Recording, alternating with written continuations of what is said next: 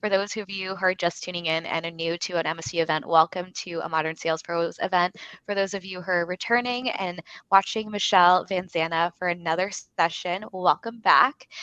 We love to kick things off with a fun icebreaker before we begin, so we let folks trickle in. I love to know, Michelle, are you a coffee drinker or a tea drinker? And also for folks who are in, please drop in where you're calling in from. I see Jean from Texas. Also let us know if you're a coffee drinker or a tea drinker. I'd love to know. So I am definitely a coffee drinker. I like tea, but I probably drink 95% coffee and 5% tea. So do you drink it straight black or do you have sweetener? Oh, no. It's a milkshake. I mean, by the time I'm done with the coffee, it's like a milkshake. Are you are you a big Starbucks fan? I know they're bringing out their red cups. No, You're I'm not. not. So it's a little strong and bitter for me. If I put enough sugar or stevia and cream in it, then I can drink it. But it's a little much for me. It is too much, I find. I find that they have this one that they just came out with. It's called Sugar Cookie. And at first I was like, wow, this sounds amazing. And I took one sip of it and I think my palate just changed because it was just way too sweet. But hey, if folks out there who are just tuning in who love, a lot of sugar and sweetener and milk in their coffee, to each is their own. I mean, I am drinking currently a candy cane eggnog coffee that I got from the store, and I do enjoy it. It's quite subtle, but I also am quite a tea drinker recently. I recently got really into this tea called Mango Spice. If anyone is familiar with that particular tea, you can get them at the store. Don't know what brand, but it has a tiger on the box and it's delicious. It has a really good spiciness to it. And I'm currently calling in from Vancouver, Canada, and it is quite foggy and cold, so it's perfect for the season. It's very comforting. All right. So now that you know our tea, our drink of choice, next time you have coffee with Michelle, you know exactly her coffee. But let's begin. We're super excited to dive right into today's topic, the nature of situational sales agility. But before we begin, I'd like to kick things off with information about MSP. Hello, everyone. My name is Angelica. I'm one of the community event managers at MSP. And for those of you who are not familiar, Modern Sales Pros is the world's largest and highest quality community for those in sales management, sales leadership, sales and revenue operations, and enablement, aka our Modern Sales Pros. I was just telling Michelle that we have about 30K members, part of the MSP community, and we're growing exponentially. And our mission is to create our environment for our members to answer questions they struggle to solve on their own and help them see around corners they might not know about. We do this through live sessions like the one you're at today. We also have an online robust forum and our quarterly summits. We're also going to be back in person in events near a city near you, so definitely stay tuned for that. And before I pass it off to Michelle, I would like to say a few words about housekeeping. First and foremost, this event is being recorded, so if you have friends or colleagues that unfortunately couldn't make it for today's live session, don't worry. The recording and key takeaways will be made available on the MSP previous event page before the end of the day. And if you have a question for our expert today, Michelle, please use the Q&A function at the top right-hand corner, or we have a chat box where you can also include your tea or coffee option preference, as well as what city you live in. Definitely also use that for your questions for Michelle. We'll be sure to get them live and answer them live. And today's event wouldn't be made possible without our sponsor, Vantage Point. Vantage Point Performance empowers sales forces with research-driven, agility-focused training tailored to fit your needs. They train salespeople to be more fluent and comfortable across different situations needing different sales approaches. They train sales managers to be better coaches and team leaders with more focus and less stress. I'm going to drop their link in the chat, so definitely check them out. They're doing amazing stuff. Now I'm going to pass it off to Michelle. Michelle, if you want to say a few words about yourself, and then I'll come back for wrap up. So Michelle, take it away. Thank you. So yes, I'm so happy to be with you today. I am one of the co-founders and chief strategy officer of Vantage Point. I have the privilege of setting our strategy, doing the most of our research and writing and publications. So that's a little bit about my background. And today I'm going to be talking with you about situational sales agility. And I'd love to share my screen if I could, Angelica. It's showing that I can't share it right now. Okay, here we go. Perfect. Nope. Let's see. All right, I'm going to share my window, my PowerPoint. Okay, let me get back to the beginning here. Put this in presentation mode. Is everybody seeing my screen? Angelica, are you seeing it? Okay, so welcome. I wanted to give you a little bit of context, really, before we dive too much into the content. And the context is this idea that we're going to talk about what it means to be agile, what it means to be adaptable, and what it means to be able to adapt to different situations. And so I've given you here sort of a general overview or definition of agility. And the reason I'm giving you this general overview of agility is because when we did our research, what we found is that this idea of flexing the sales approach to the buying situation was not something that any of the sales training companies were doing at that time. It was a really new idea. So as researchers, we really had to look outside of the sales arena and look at other domains like the military, professional sports teams, first responders, and determine what do they do to train agility into the role. Because if you're a fighter pilot, you have to be agile, right? You can't follow a sort of one size fits all and do the same thing all the time or you don't live very long. The same with athletes. You have to be able to change the play based on what you're facing. And first responders have to be agile because so many of the experiences and situations they face are very different. And so they have to be able to recognize what's going on. So when the researchers actually looked into these different domains, what they found is there's actually some pillars of agility that are true in any domain, including sales. So there's three primary pillars that any person needs if they want to be agile in their job. And the first pillar is really called situational intelligence. And it's the ability to assess and make sense of the situation that you're facing. The second pillar is situational readiness. And that's all about determining and choosing the best path of action for the situation that you're in. Then we have situational fluency, the final pillar, which is about executing the actions that you've chosen. And in every domain where agility is necessary, you have to monitor the impact and monitor changes in the situation. So when we think of these three pillars are really the same for any domain. So if we take a look at first responders, for instance, from a situational intelligence perspective, they have to be able to assess the patient's symptoms, what's going on with that patient. And they have some ways that they go about triage that they learn, when they're preparing for that position. Then they actually have to administer and choose a treatment option amongst many treatment options. Which one is most ideal for the patient's symptoms that they're encountering? They have to execute and actually administer the medical treatment. And then, of course, they have to monitor the impact and see about patient progress. So this is true for first responders.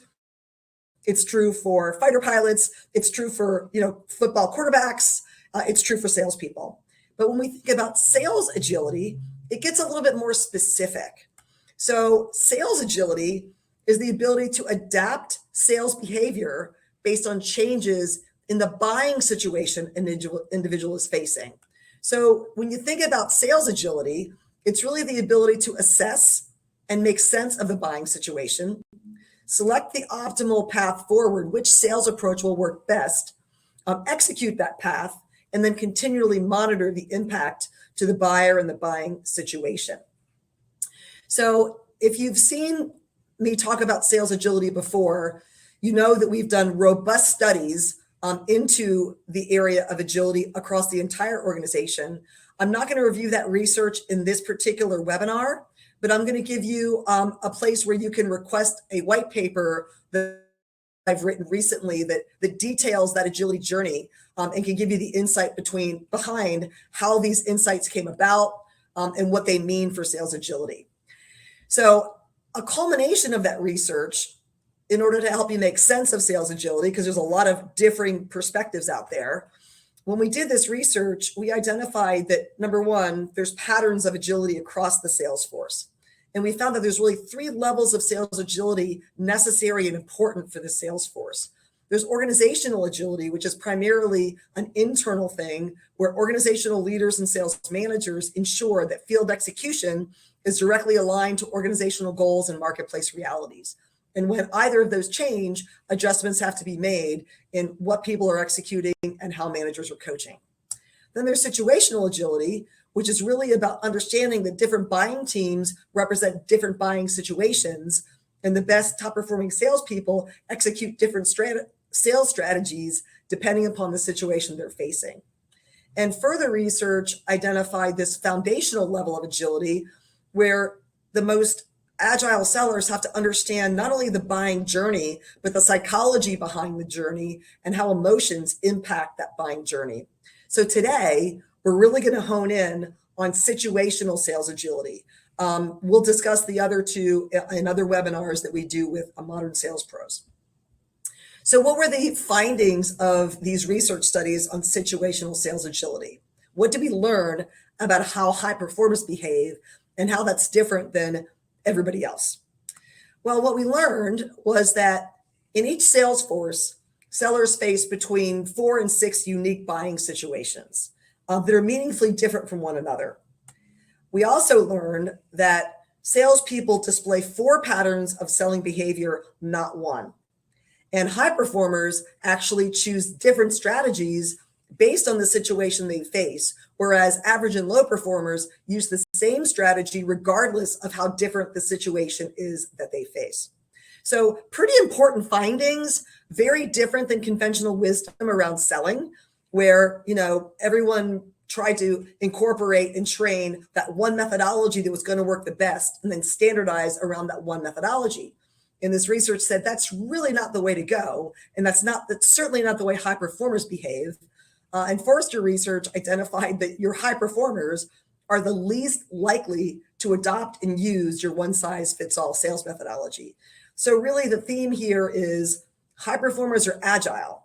And the next question is, well, if high performers are agile, then how do you enable sellers to actually be able to execute with agility?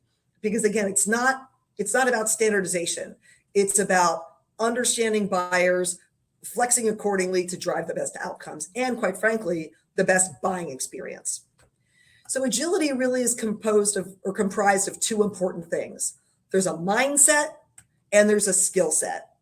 And we're going to start by talking about the mindset, and we're going to give you an opportunity for a little bit of reflection. So I'm going to put these 4 statements on this slide.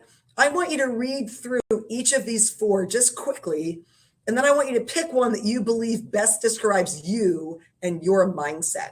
So take just a couple seconds and choose which one resonates with you most fully.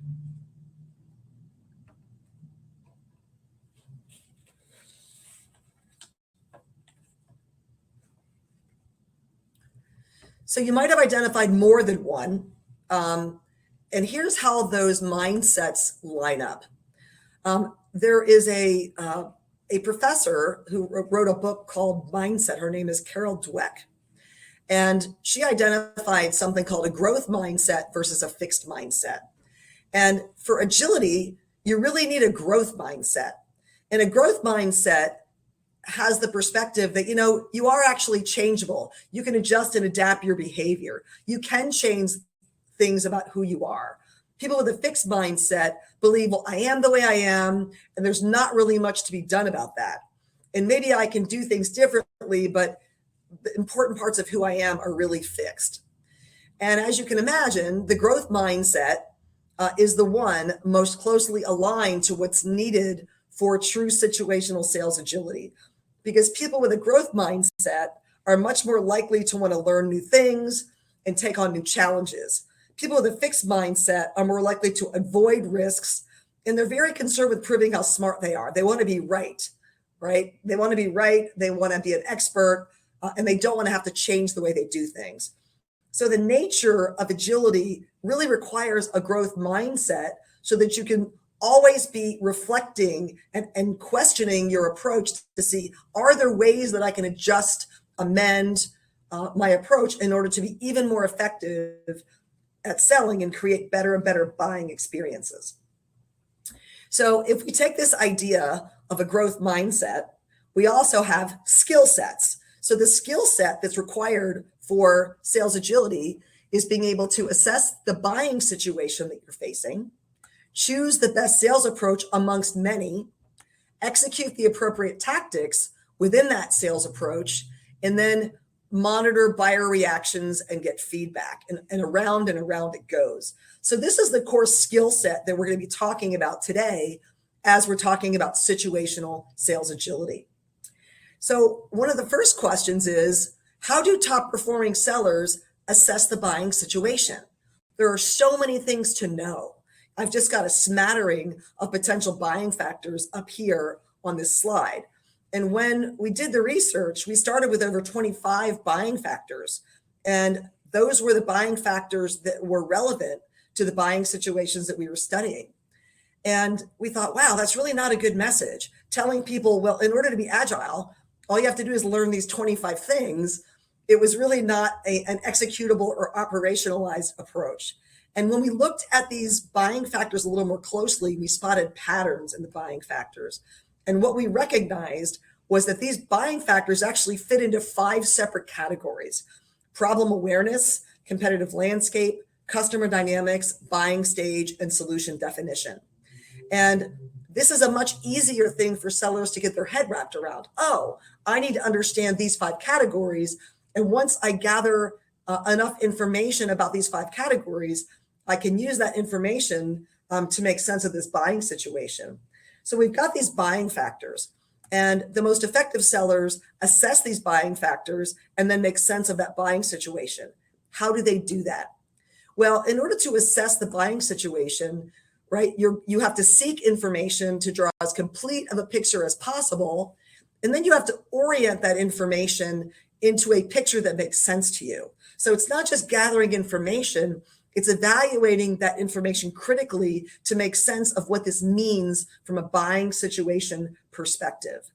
And there are some pretty common sources of input that sellers utilize in order to gather this information. Some of it is in conversation with the buyer, some of it is just observation, some of it's through feedback, and they do research, right? There's lots of great places to do research on buyers today. But as we went through this research and then developing frameworks to be able to execute against this research, we identified some common buying situations that we see across industries. And they're here on this slide. And the names don't matter. We gave them these names just for convenience. But we found that across all the buying situations we studied, we studied over 4,000 deals.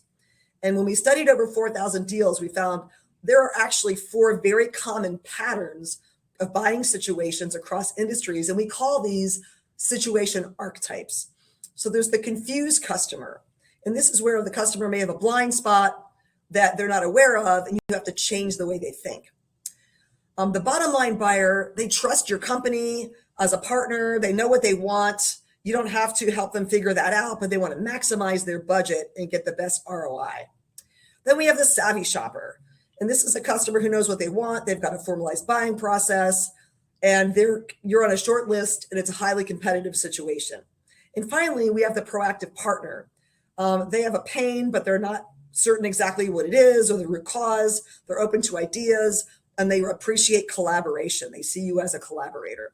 So these 4 very common buying situations give sellers that we train something to use as a filter or an aid to be able to make sense of the factors they've uncovered and what that means from a buying situation perspective.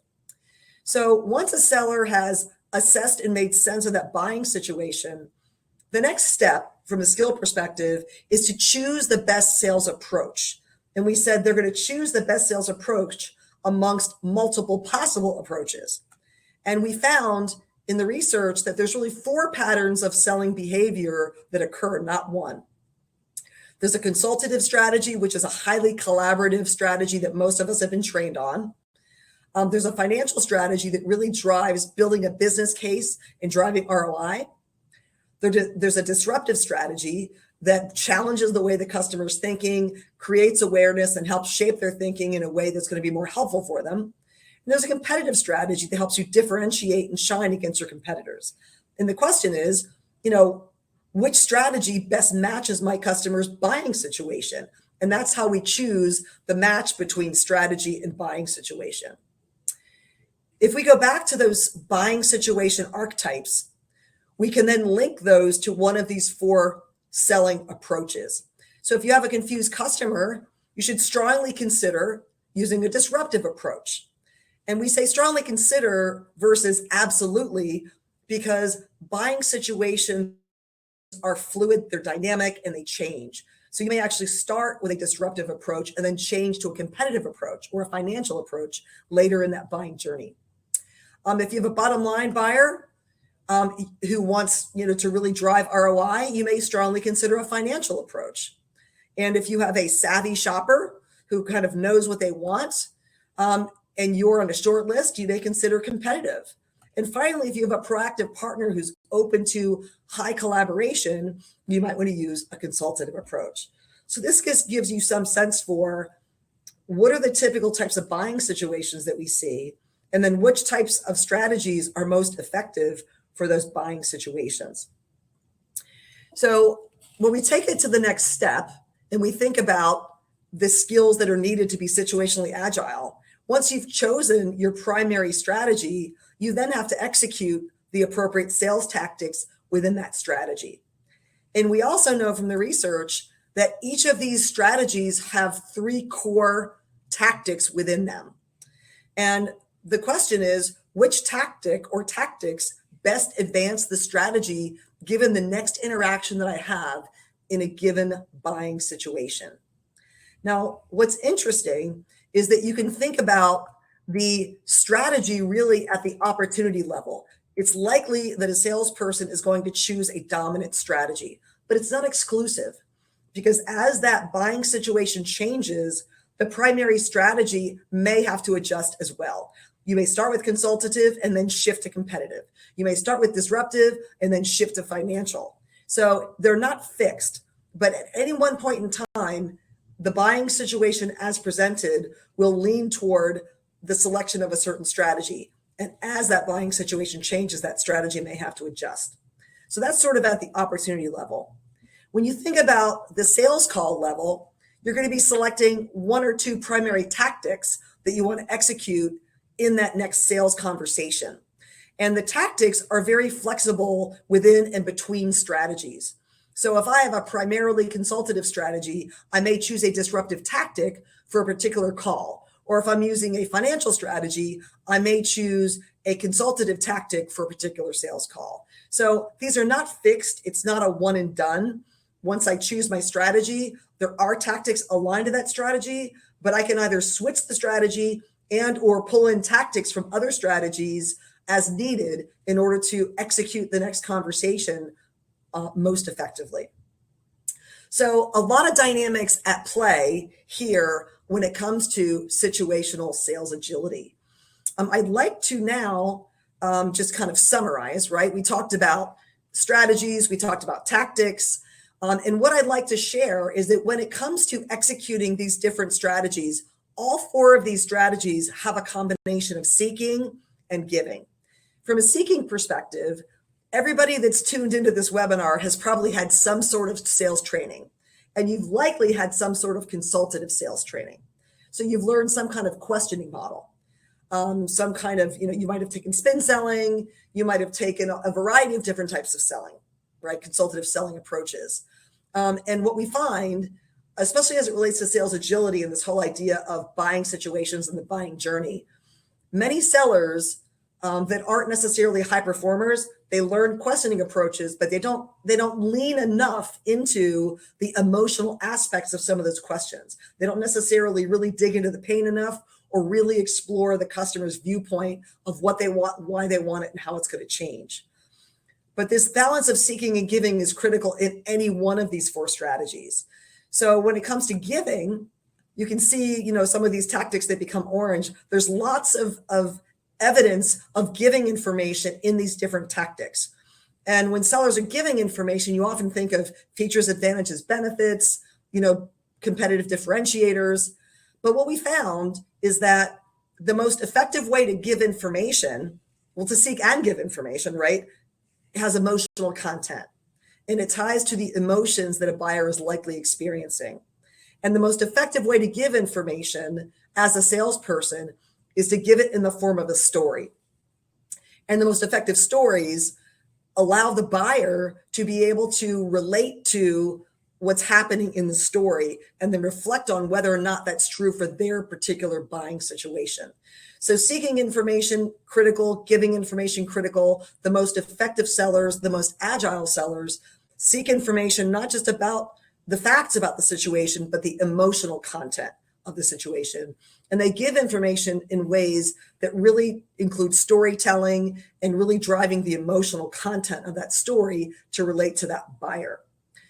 So when you put all of this together, you see there's this approach or framework for situational sales agility of assessing the buying situation and understanding the buying factors, choosing which sales approach works best amongst multiple sales approaches, executing the tactics within that strategy or other strategies as well, and then monitoring buyer reactions and constantly gaining feedback. Now, what may look a little bit different in this approach to situational sales agility versus what you've been trained on is that most sales training focuses on sales execution. They give a very specific approach and then teach salespeople how to execute that approach. When we studied high-performing salespeople and found out that they were situationally agile, what we found is that the most successful and agile salespeople, they spend more time assessing the buying situation and choosing which approach works best before they execute. And so it's a decision-making framework. This idea of assess and choose and execute results in better decisions that high performers make about the situation they face and how to best navigate that. And again, it's not a one and done. These high-performing sellers are constantly assessing and reassessing the buying situation, making and adjusting their choices and executing what's most relevant to the buying situation and changes in that buying situation. So the best sellers and the best managers are the best decision makers. And the decisions they make have to do with the situation they're facing, how I approach that situation most effectively, and then how to execute the choice that I have made. So I'm going to pivot for just a moment here. And I'm going to pivot and I'm going to share with you another perspective in the marketplace that's becoming more common. There's even a couple of books written about this. And I've looked into this pretty deeply in the past few months. And that perspective is that sales agility is similar to and benefits from principles of agile software development, particularly agile sprints and SCRUM. So I don't know how familiar the audience is with agile software development. The SCRUM approach is the most popular methodology for agile software development. You can also think of other things like Six Sigma and Lean. Those are all approaches to developing products and or improving manufacturing. They really have nothing to do with psychology, human behavior, and influencing buyers. So when you think about SCRUM, the way that agile software developers develop software is you have a whole bunch of developers who are doing these things called sprints. They're developing small pieces of code separately from one another on different topics. Now, that's completely different than the way a sales team approaches a big opportunity, right? If I have a sales team, say I'm an account manager or global account manager, and I've got multiple people on my account team, we're not doing things independently. We're working as a team. We're strategizing and executing together to make a more powerful approach. So when you think about agile sprints, very appropriate for software or even product development, not really appropriate for selling.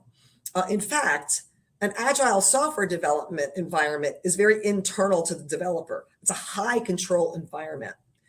Agile selling is external to the seller's environment because buyers are very changeable, malleable, adaptable, and oftentimes unpredictable.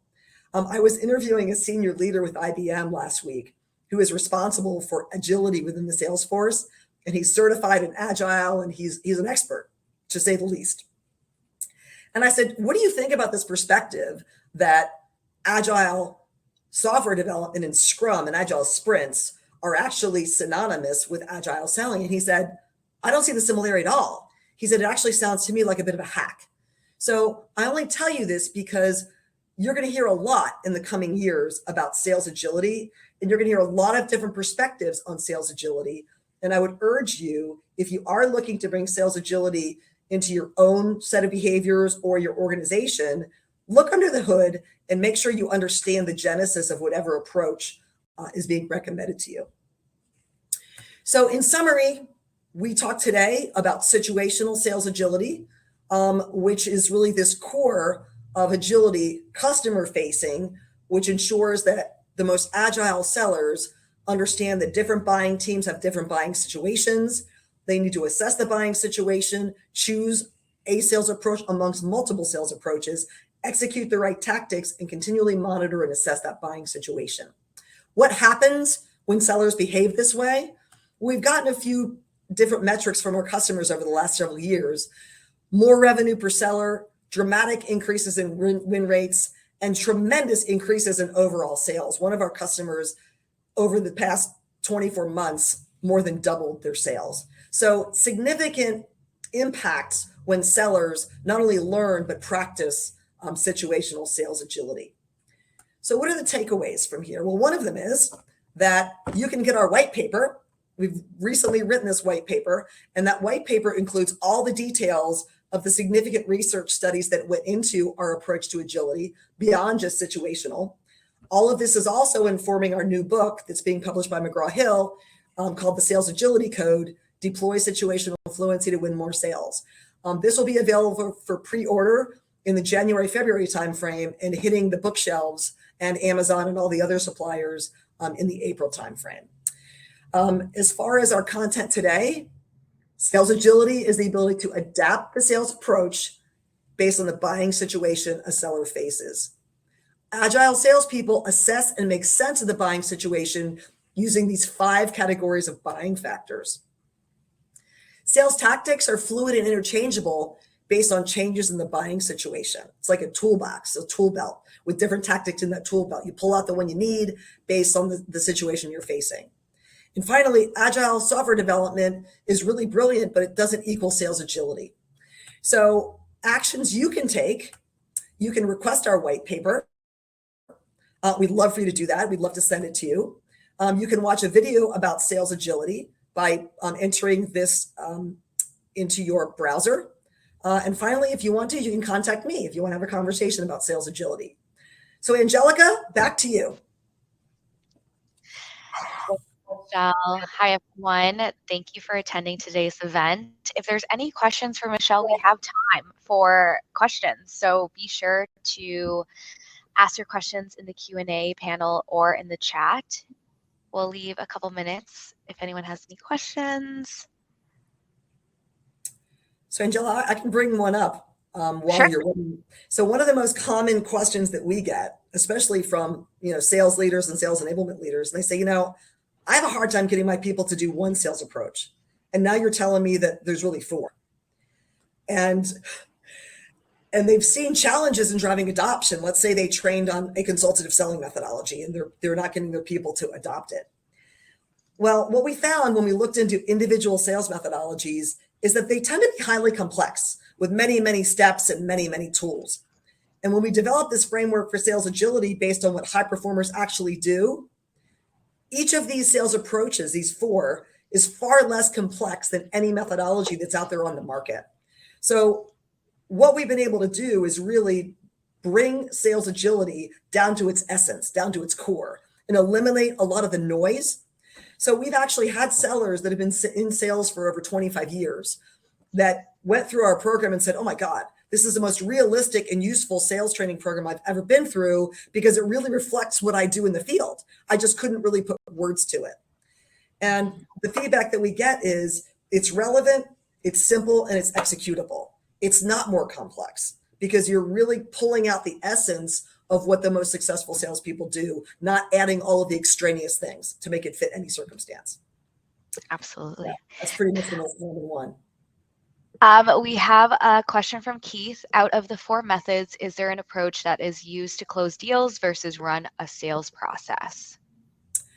Oh, Keith, good question. All 4 of those actually drive closing of deals. But the question you asked is very interesting because we did some additional research very recently on these 4 sales strategies. And we wanted to answer 2 questions, Keith. One of them was, is consultative just one of the 4, or are there more correlations within these strategies than meets the eye? And what we found is that consultative tactics are used highly regardless of the primary tactic or strategy selected. So if I'm using a disruptive or challenging strategy, I'm still using a fair amount of consultative tactics, regardless of whether disruptive or financial or competitive is the primary strategy. But then, Keith, we looked a little more closely. Since consultative tactics are utilized highly, we looked at the 3 primary tactics to determine which of those tactics is most highly correlated to wins in over 4,000 deals that we studied. And we thought it was going to be uncovering needs, but it wasn't. It was obtaining incremental commitments along the buying journey. So I guess my answer to you, Keith, is you're going to be pulling in tactics to gain incremental commitment in each conversation, regardless of the primary strategy that you're using. So I hope that's helpful.